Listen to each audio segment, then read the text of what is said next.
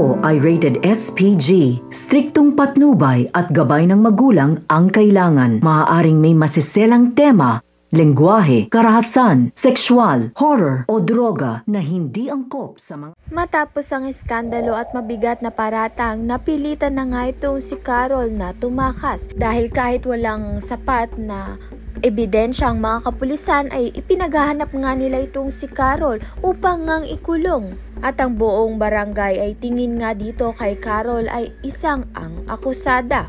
Kasama niya nga ang kapatid na si Tristan, mabilis nga silang tumakbo, dala ang iilang gamit at matinding kaba. Sa gitna ng kagubatan, hinahabol nga sila ng mga kapulisan. Sa masamang pagkakataon nga ay matatamaan nga ng bala ng baril ito ngang si Tristan. Ngunit dahil kailangan nga ni Carol na makatakas, kaya panandalian niya nga munang iniwan ng kanyang kapatid. Halos mawalan na nga ng pag-asa itong si Carolina hanggang sa makita nga niya isang sasakyan na bukas ang pinto, kaya naman nga't walang pag-aalinlangan ay pumasok na nga siya agad.